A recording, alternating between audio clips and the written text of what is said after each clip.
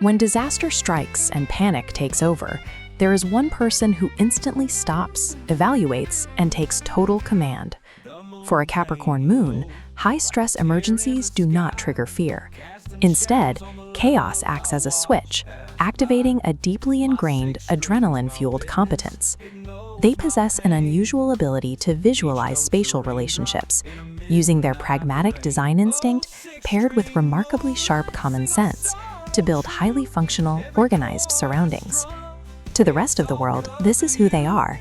Their identity appears built from pure executive ability, relentless order, and an unshakable, attractive coolness. But that natural reserve comes with a social cost.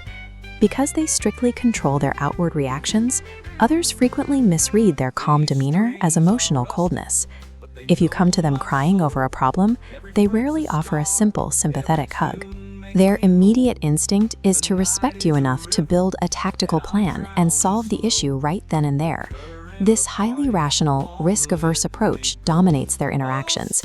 In intimate relationships, a partner looking for a quiet place to process grief can easily feel pushed away by this constant drive for practical solutions. Yet mistaking this pragmatic armor for a lack of feeling is a crucial error. Beneath that hyper-competent exterior lies a heavy burden of self-doubt and an unexpected emotional fragility.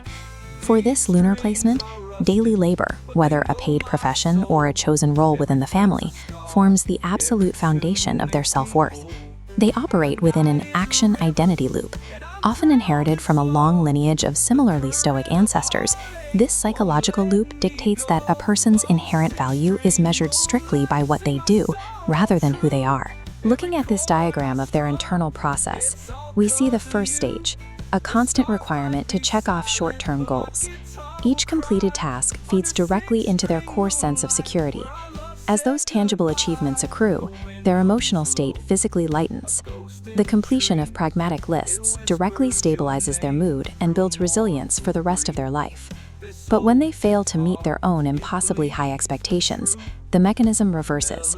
Unmet goals fracture that security, triggering an immediate descent into harsh self-criticism and depression. That internal severity is difficult to contain. When they are hardest on themselves, the pressure bleeds outward, causing them to project those same exacting, judgmental expectations onto everyone around them. This relentless drive for accomplishment is a survival mechanism to maintain emotional equilibrium, separate from social ambition. Because order equals safety, they naturally seek to manage everyday hierarchies, starting directly in the workplace.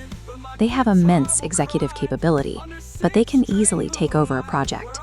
Working alongside them requires establishing clean boundaries and referring back to long-range mission statements to keep their controlling instincts in check.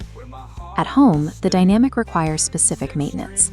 Children raised under a Capricorn Moon parent often need explicit reassurance that the parent is the alpha and genuinely has their long-term security in mind.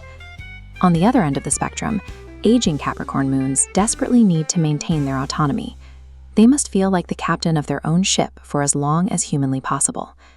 This rigid need to control others serves as a defensive holding pattern. They remain emotionally unavailable until they can prove their own competence. This creates a profound existential loneliness.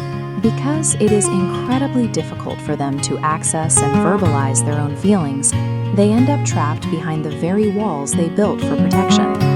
People routinely confuse their quiet, independent coping skills with a willingness to carry the load alone, or worse, to be taken for granted. The ultimate barrier standing between them and happiness is their own severe internal judgment. It isolates them, cutting them off from their own amazing potential. Supporting them requires a very specific approach. Demonstrate respect for their work, ensure they feel fundamentally safe, and relieve them of the pressure to be in control. Once they are given permission to drop those rigid standards, they find it deeply romantic and restorative to simply collaborate and relax. When that harsh self-judgment finally softens, the cool surface melts, revealing an incredibly deep, powerful reserve of fierce loyalty and emotion.